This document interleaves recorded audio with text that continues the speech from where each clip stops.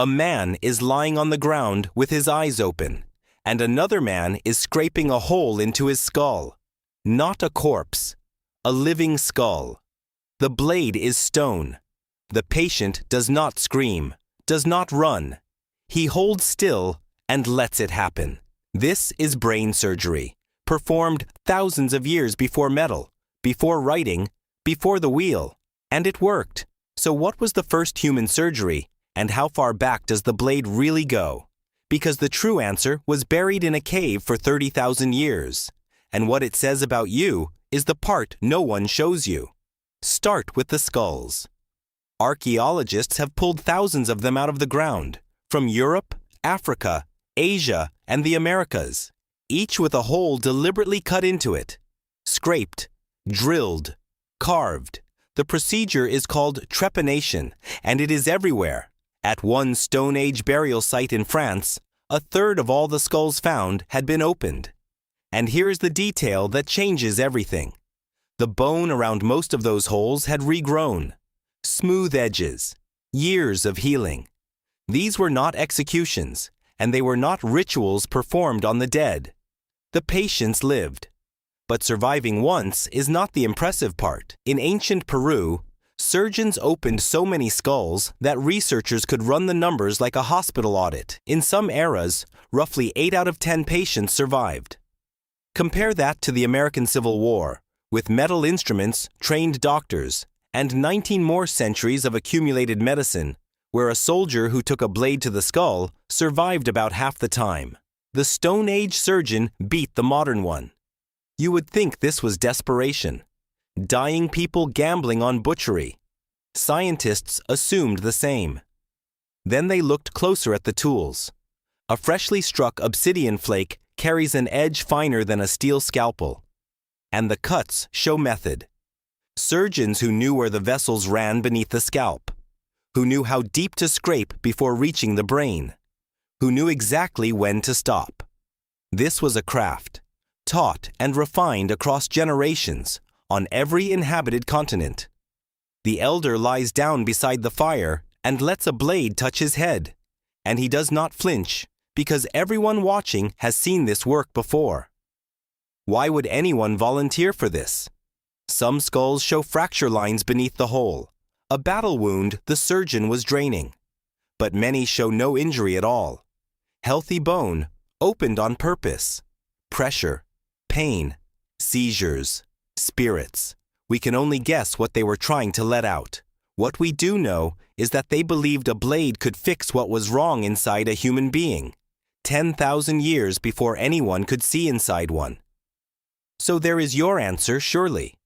The first human surgery was trepanation, somewhere in the Stone Age, perhaps 7,000 years ago. Wrong. Every date you have heard so far is off by more than 20,000 years. In a cave called Liang Tebo, in the rainforest mountains of Borneo, archaeologists uncovered the skeleton of a young person and stopped digging.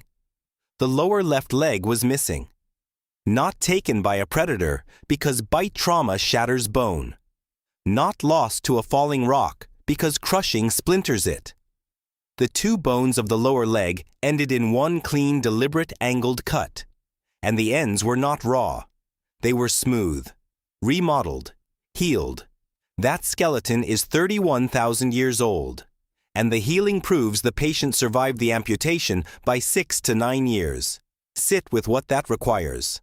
Someone cut through skin, muscle, nerve, and bone with a stone edge on a child without opening the arteries in a way that empties a body in minutes.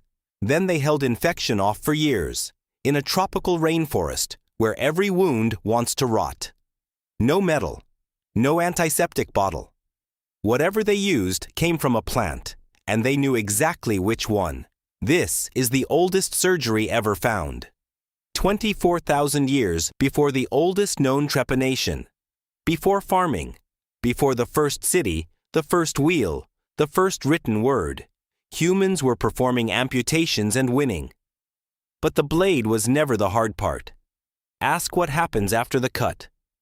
A one-legged child in steep rainforest terrain cannot hunt, cannot climb, cannot keep pace with anyone. In the cold arithmetic of survival, that child is pure cost. Calories in, nothing out. And for 6 to 9 years, the group paid it. They carried the child, fed them, cleaned the wound, slowed the entire tribe to the speed of its weakest member, and kept them. That is the answer to the question.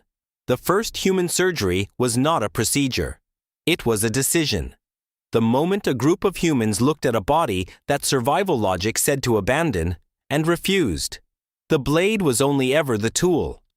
The invention was the refusal. And every hospital on Earth still runs on it.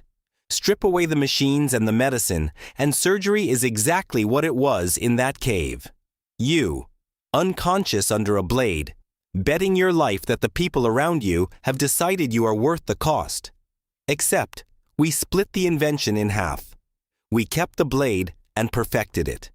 The carrying, the 6 to 9 years part, we handed to strangers paid by the hour. The child in Borneo woke up surrounded by people committed to a decade. You wake up to a discharge date. We industrialized the surgery and we amputated the tribe. And one more thing, because you stayed this long, some of those Peruvian skulls do not show one healed hole. They show 5. 7. The same head opened again and again across a single lifetime, and every time the patient lay back down and let the blade return. That is not desperation. That is trust in another human being so complete that we, with all our medicine, can barely imagine it. A man is lying on the ground with his eyes open while another man cuts into his skull. You have been reading that scene wrong the entire time. The astonishing thing was never the surgeon's steady hand. It was the patient's stillness. A human being certain, all the way down, that the hands around him would not let him die. The first surgical instrument was not the blade, it was each other.